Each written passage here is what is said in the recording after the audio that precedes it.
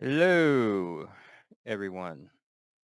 Yeah, a little tired, so sorry again if I'm talking all rambly, but I wanted to do a quick video for you guys today to really discuss again. I touched about on this on my last live stream, but I just really wanted to discuss how I personally rather trade sideways price action, like what we've seen in gold over the last few days.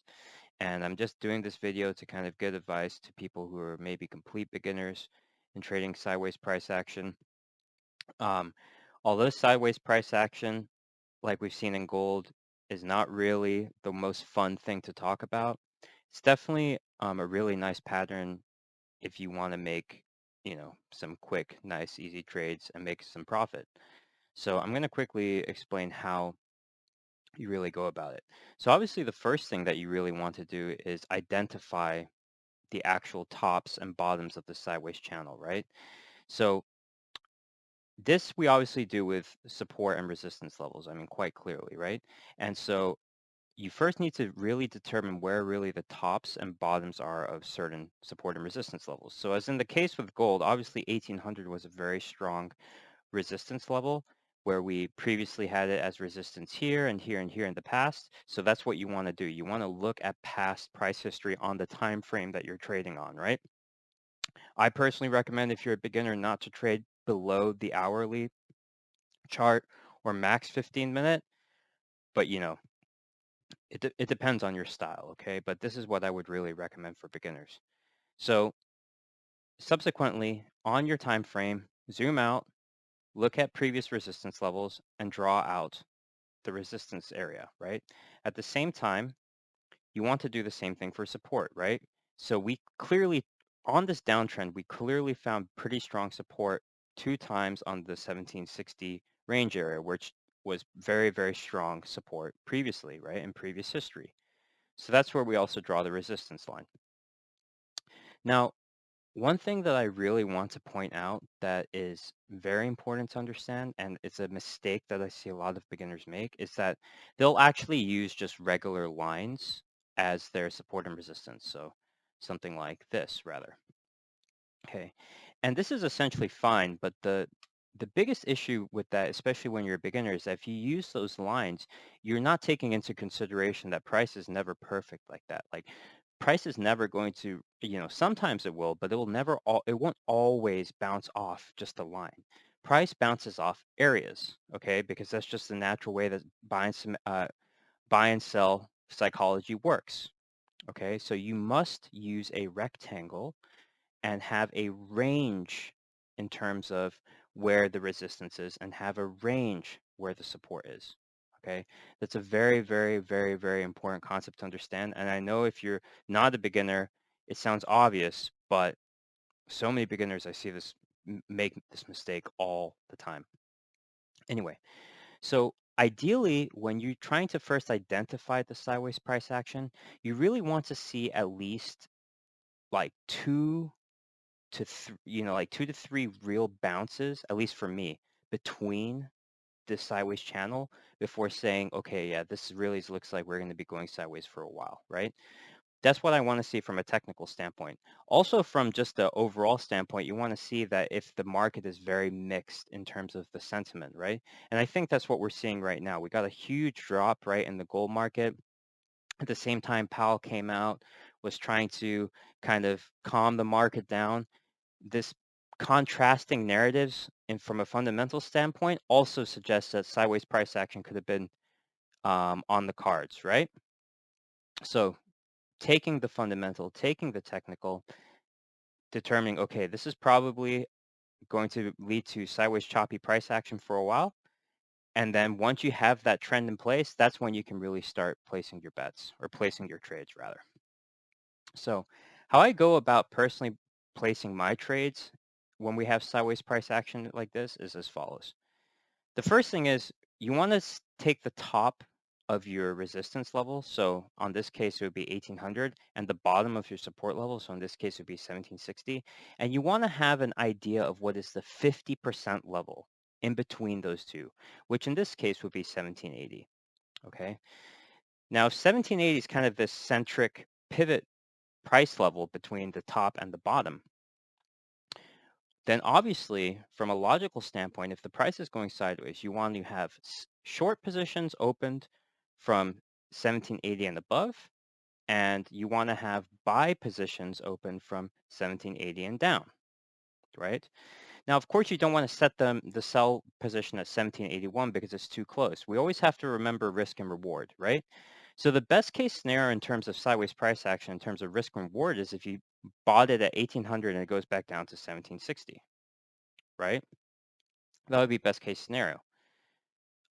Worst case scenario would be like you would take it at the 50% point and then it would go down, right? That is your best case. That's your best case scenario if you took a trade, let's say a short at 1780, right? Because you have to remember you always want to mitigate your risk by having a stop loss. Your stop loss should always be just above the resistance point, right? So something like 1803 in this case, or just below the support point. So in this case, something like 1758, okay? If you have your stop losses there, that means if you take a let's say a position at 1780, your risk to reward is only 1-to-1, which isn't good enough, okay? You don't ever really want to be trading 1-to-1 risk to reward ratio style trades. So therefore, you have to always think, okay, where should you really open your position so that your risk to reward is better? Okay, and you have a higher chance. Now, one common thing that, for example, my friends will ask me if I'm trying to explain this concept to them, they'll say, well, what if it doesn't hit your point, right? Like, for example, where we had here, it didn't exactly hit it, right? Didn't exactly hit it here. It didn't hit the bottom. That's fine, but that's why you still don't necessarily take it at the 50% point. Maybe you take it at, for example, instead of 1780, 1785 for the sell limit, or instead of 1780, you take it at 1772 for the buy limit, okay? You can be smart about your risk to rewards in that sense, okay? So that you ensure that you have a decent enough entry and you still have enough room to make a decent enough amount of profit, right? Because in the end of the day, right, one reason a lot of people don't like trading sideways price action is because the risk to rewards aren't that great. But at least you kind of know where price is going to go. It's very easy to predict, right? So you just have to balance that out. The fact that, okay, you know that price is bouncing between these two areas, just try and get your best risk to reward in terms of your trades, right? So you can make as much money as possible and lose as little when you finally break out of the channel, okay? Now, last key point about trading sideways price action, right? It's very simple, right? So have the stop losses, think about the 50% point, right? Risk to reward, make sure it's better than 1-to-1, okay? The last key point is, when do you know that this sideways price action is going to end? Because obviously sideways price action can't last forever, right? Well, this is where you have to really pay attention to a couple things. The first thing is, you really want to pay attention from a macroeconomic standpoint if there's any fundamental news that could come out which is going to change the sideways price action and lead to either a breakout or a breakdown. Okay. So obviously with gold, so many different fundamental things can move the market. Economic data, we've discussed this so many times in different videos, right? Pay attention to those things because those things in an instant can totally break that sideways price action, right? Make sure you have your stop loss in case that happens so you don't get stuck in a big hole. Okay? So that's the one thing. The second thing is also you really want to see in terms of the technicals some signs that may suggest that there may be a bigger move happening either to the upside or downside. Volume is obviously one of those things, right? Price wedges is another type of thing. So, as it's trading sideways, if price starts to coil in, right?